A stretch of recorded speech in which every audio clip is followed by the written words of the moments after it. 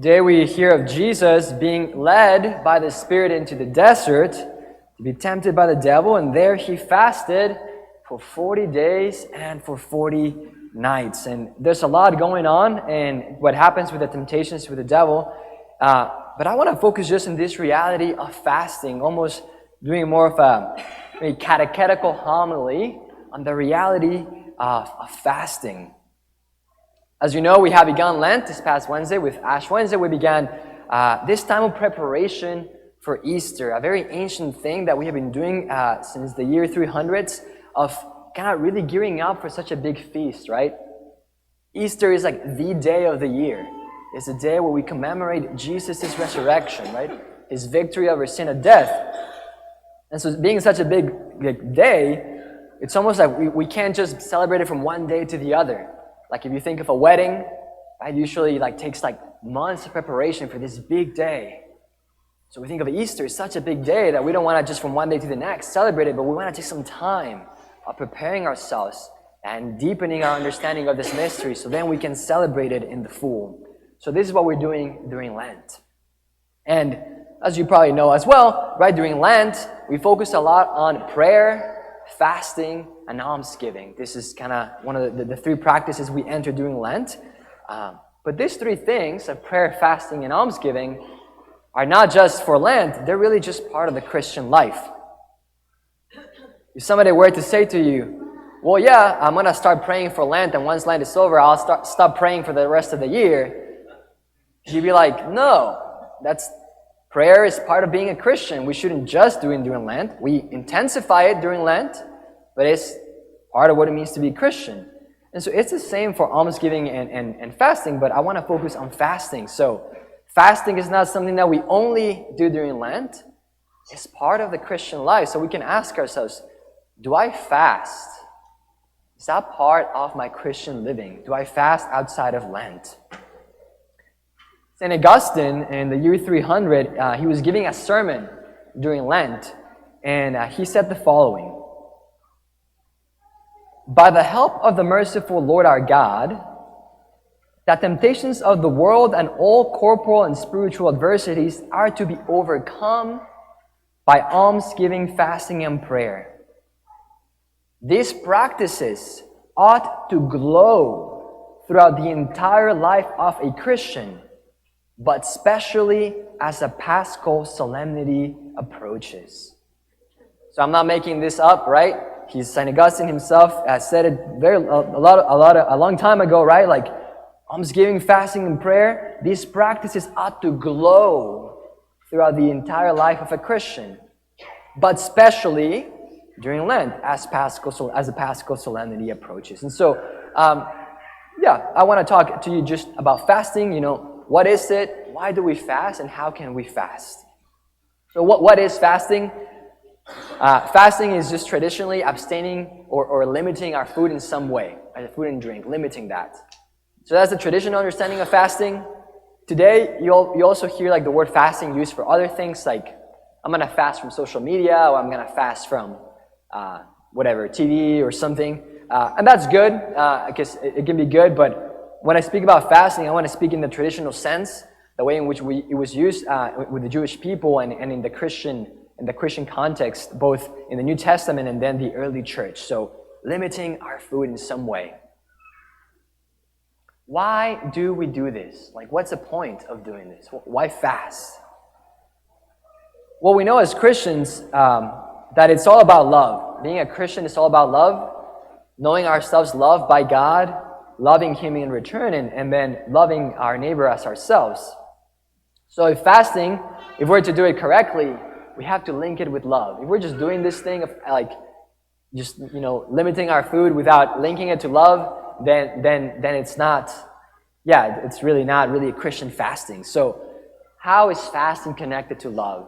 I'll give you 4 ways in which fasting is connected to love. So the first thing is that it trains us. It trains us to be able to love. Why? To love can be difficult sometimes, right? To choose the other instead of choosing myself is hard sometimes. To bite my tongue when I'm angry, I want to say something mean, can be hard, right? To give extra time to somebody can be hard. It requires giving of myself, and that requires certain effort. So when we fast, we're saying no to our desire that we have, which is food. Like, oh, I really want to eat. And we're saying, no, I won't eat till later today. And so we're training ourselves to say no to our desire for the sake of another desire. So when the time comes to love somebody and it's hard to do it, because we've been training, it's easier to do it, right? So it's a way of kind of gaining a little bit more self-control, but all for the sake of love. Not just so that, oh, I can be strong and powerful. It's gaining self-control so I can give of myself. So it's for the sake of love. So that's the first thing. It kind of trains us to be able to love.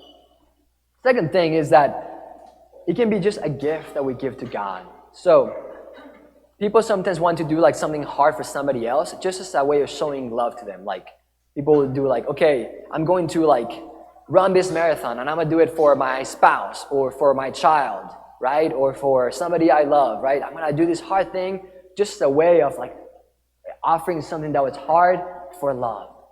And so it's the same thing with God. I mean, what can we give to God? Nothing really. But embracing a little bit of difficulty with love for Him can be a gift that we give to Him. And so that's another way in which fasting can be connected to love, saying, I'm going to do something a little bit hard just for you, Lord, right? The third thing is that it can be a way of uniting ourselves to the Lord. And so when you're fasting, usually you're going to be thinking about food because you want food, right? Because you're hungry. It's what you're going to be thinking about. It's going to distract you throughout your day. And so when you start feeling hunger, you can begin to think of God and say, oh my Lord, I'm hungry. And then you're like, oh, that's right, I'm fasting. Oh, God. Lord, I want to be united with you. And we could try to transform our physical hunger for spiritual hunger. Say, Lord, as I'm craving for food right now, I want to hunger like this for you. I want to hunger like this for your word, for the Eucharist, right? It can become a sort of prayer which leads us to unite ourselves to God. So it's a means of union. And lastly, the fourth thing in which fasting is related to love, and we see this all throughout the New Testament, is that it's a way of praying. So fasting is actually a way of praying. I don't know if you recall that passage where the disciples come to Jesus after trying to cast out a demon in Matthew 17. And they can't cast out the demon. They go to Jesus and say, why couldn't we cast out this demon? And He says, because certain demons can only be cast out by fasting and prayer. By prayer and fasting. Because fasting kind of adds a little bit more oomph or something like that to our prayer. And so if we're praying for somebody, we can pray for them, we can also fast for them. And again, if you see it's connected to love because you're doing it for the sake of somebody else or for an intention or for the peace of the world, etc., right? So fasting should never be self-focused. Like, I'm going to fast during Lent so I can lose weight, right? No, we want to do it for the Lord, right? It trains us to be able to love. It's a gift we can give to God doing something hard for Him. It's a means of union with Him. We can hunger for Him. And so it's a way of praying. Just to kind of land this in some practical things to consider as we think about how we fast. You should never fast in such a way that is hurting you. You should never hurt yourself. So if you're passing out, you're probably overdoing it. So don't do that. The Lord doesn't want you to hurt yourself. So you got to know yourself. And so as you choose how to fast, you should always take it to prayer. Lord, how do you want me to fast? And how do I start small to see, like, what can I do, right? Should I just skip a meal or eat smaller meals? I know people like doing a 24-hour fast, right, from dinner to dinner. Just drink water but don't eat anything.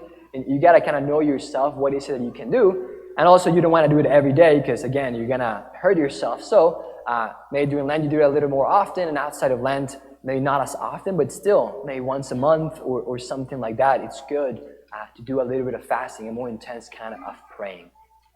Lastly, it's also good to do it in community, inviting somebody else and doing it together because we are a church, right? And we're not meant to follow the Lord just me and Jesus. That's important, but we're a church, we're a community, we're His disciples, and it's always better to do things together. So you can invite a friend saying, hey, what do you think about doing this? Or maybe with your family or whatnot. And so hopefully your fasting during this Lent is directed towards not just doing some empty practice, but something that has to do with love, loving the Lord and loving your neighbor.